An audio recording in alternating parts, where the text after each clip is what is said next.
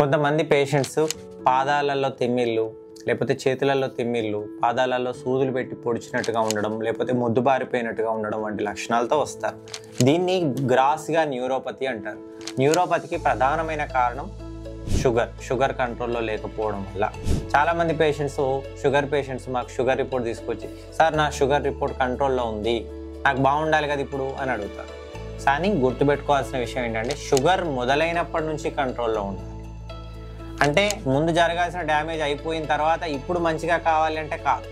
కాబట్టి షుగర్ మొదలైనప్పటి నుంచే మీ షుగర్స్ కంట్రోల్లో ఉంటే మీ నరాలకి, పాదాలలో ఉండే నరాలకి సప్లై చేసే రక్తనాళాలు హెల్దీగా ఉంటాయి. అవి ఎప్పుడూ రక్తాన్ని అందిస్తాయి. ఎప్పుడైతే షుగర్ పెరిగిపోతుందో చిన్నగా సన్నటి వెంట్రుకల లాంటి రక్తనాళాలు ఏవైతే నరాలకు రక్తాన్ని అందించే సన్నటి రక్తనాళాలు అవి బ్లాక్ అయిపోతాయి షుగర్ పెరిగిపోవడం వల్ల. అప్పుడు ఆ నరాలకి రక్తం అందకపోవడం వల్ల అవి ఏడుస్తాయి. అవే మనకు వచ్చే న్యూరోపతి లక్షణాలు.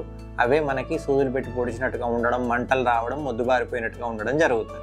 కాబట్టి షుగర్ కంట్రోల్లో పెట్టుకోవడం ఇంపార్టెంట్. రెండవది న్యూట్రిషనల్ డెఫిషియన్సీ, ప్రధానంగా విటమిన్ B12 డెఫిషియన్సీ.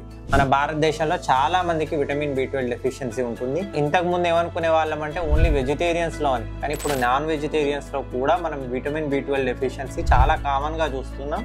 దానికి రకరకాల కారణాలు ఉన్నాయి.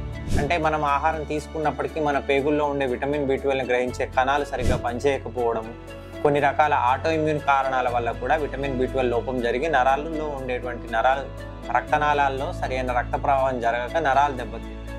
అదేవిధంగా అదర్ న్యూట్రిషనల్ డెఫిషియన్సీస్, కొన్ని రకాల లెప్రసీ లాంటి ఇన్ఫెక్షన్స్, ఆటో ఇమ్యూన్ కారణాలు, వీటిల్లో ఆటో ఇమ్యూన్ కారణాల వల్ల రుమటాయిడ్ ఆర్థరైటిస్, SLE లాంటి వాటి వల్ల కూడా వాస్కులైటిస్ రావడం వల్ల అక్కడ ఉండే రక్తనాళాల లోపల ఇన్ఫ్లమేషన్ ఏర్పడి ఆ నరాలు దెబ్బతింటాయి.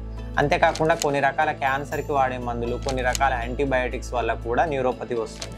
కాబట్టి న్యూరోపతి లక్షణాలు మొదలైనప్పుడు మీరు న్యూరాలజిస్ట్ని సంప్రదించినట్లయితే మేము క్లినికల్గా ఎగ్జామినేషన్ చేసి అది నిజంగా ఏ రకమైన న్యూరోపతి, దానికి నర్వ్ కండక్షన్ స్టడీస్ సరిపోతాయా, ఇంకేమైనా బ్లడ్ టెస్ట్లు చేయాలా, ఆటో ఇమ్యూన్ వర్కప్ చేయాలా, లేకపోతే మీరు ఆల్రెడీ ఇదివరకు క్యాన్సర్కి సంబంధించి ఏమైనా మందులు వాడి ఉంటే వాటి వల్ల వస్తుందా చూసి మేము డిసైడ్ చేస్తాం. గుర్తుపెట్టుకోండి, వీటన్నింటినీ కూడా మీరు ఎంత తొందరగా వీలైతే అంత తొందరగా న్యూరాలజిస్ట్ని సంప్రదించాలి.